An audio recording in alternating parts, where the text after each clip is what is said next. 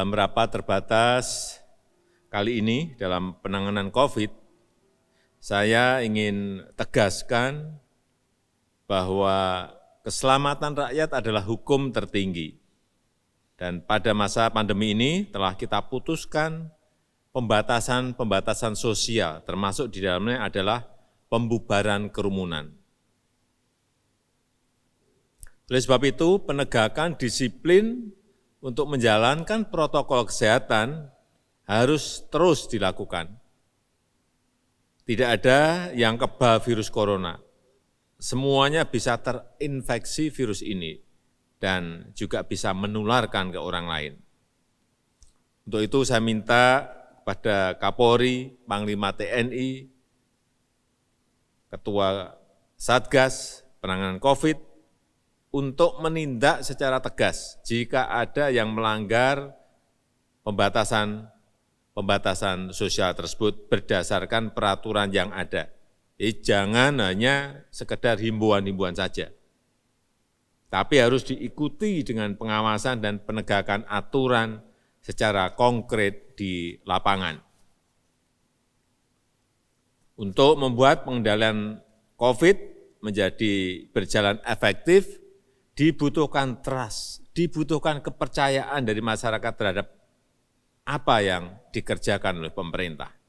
Saya juga minta pada Menteri Dalam Negeri untuk mengingatkan, kalau perlu menegur kepala daerah baik, gubernur, bupati, wali kota, untuk bisa memberikan contoh-contoh yang baik pada masyarakat.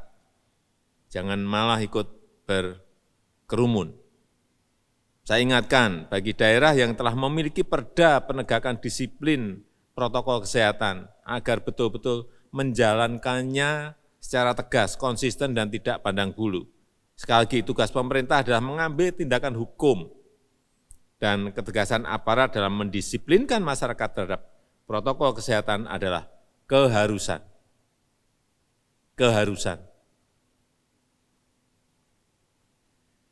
Berdasarkan data terakhir yang saya peroleh per tanggal 15 November 2020, saya senang dengan angka-angka yang akan saya bacakan ini.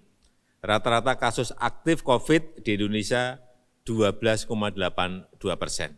Angka ini jauh lebih rendah dari rata-rata kasus aktif COVID dunia yang mencapai 27,85%. Rata-rata kesembuhan COVID juga bagus, yaitu mencapai 83,92%.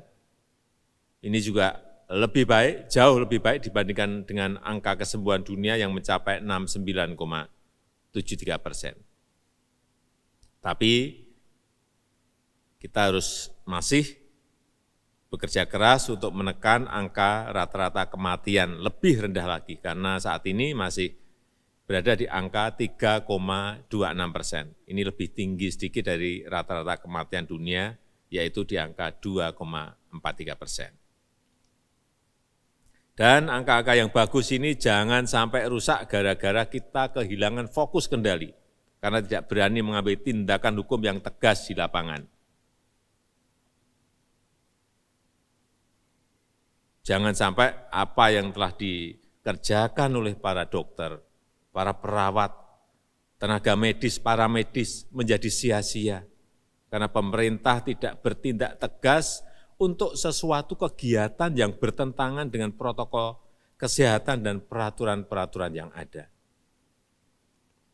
Kita harus menghargai pengorbanan para dokter, perawat, tenaga medis, para medis yang telah berminggu-minggu bahkan berbulan-bulan bekerja keras menyelamatkan pasien dan tidak bertemu keluarga. Saya di lapangan, saya tahu mengenai ini. Saya juga ingatkan kepada Ketua Gugus Tugas, Ketua Satgas Penanganan COVID untuk terus melakukan pencegahan penyebaran COVID karena anggaran pemerintah yang keluar ini sudah berjumlah triliunan rupiah. Jangan sampai kita kehilangan fokus kendali dalam penanganan COVID ini.